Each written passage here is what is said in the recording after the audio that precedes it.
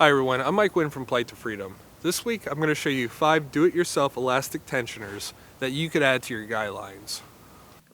Rain, snow, or even high winds could put a lot of strain on your tarp or rainfly, especially on its tie-out points.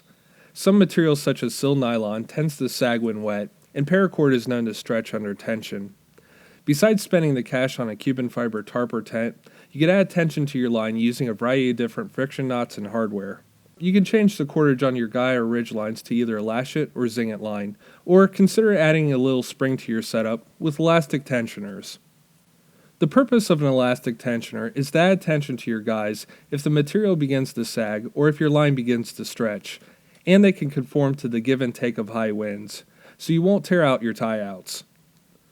Bungee cords are one of the easiest kinds of tensioners to set up, and many people use them as a substitute for their guy lines. When choosing a bungee cord, shop around and test them out.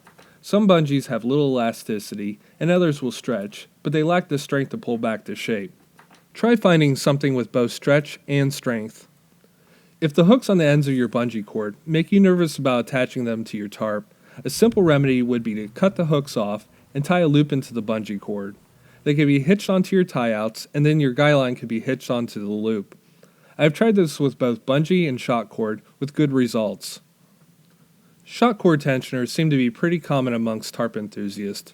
Tie 2 figure-of-8 loops in your guy lines about 8 inches apart, and then take your shock cord and feed it through both loops. Tighten the shock cord to the point just before its maximum stretching point, and finish it off with a simple knot.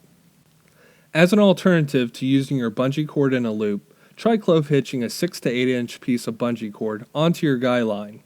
Form 2 loops the exact same way with the working part on top of each loop. Then tuck the second loop under the first loop and slide one end of the bungee cord into the loops and tighten. Then stretch out the cord along the guy line to the point just before its maximum stretching point. Mark that spot and clove hitch the other end of the bungee cord onto it. I like this one because it's simple, quick to tie, and you can add the elastic tensioner anywhere along the line that it is needed. In a previous video, I showed you how to make a TheraBand tarp tensioner. This tensioner is definitely more difficult to make compared to the other methods, but it is one of my go-tos when setting up my tarp. Here is a quick summary how you can make your own. Choose a strong, lightweight line that does not stretch under tension and tie a figure-of-8 loop on one end of the line. Feed the line through a section of TheraBand and pull the band about an inch over the knot and lash it down on the loop side of the knot. Then roll the excess band over the lashing to make it look nice and lock the lashing into place. Stretch the elastic tubing along the inner cordage until the tube reaches its near maximum stretching point. Tie another figure-of-8 loop at that point and repeat the same process on this side. Well folks, that's all for another video. I hope you enjoyed it, and if you have, please like, subscribe, and share. You can also follow me on Facebook and Twitter. Now if you have any tips on how you set up elastic tensioners, please leave it in the comments below. It's always good to learn something new. Also, if you're interested in wildflowers and their historic uses, check out my website, plightofreedom.com, where I've identified over 100 wildflowers and their historic medicinal and edible uses. Well, that's all for this video.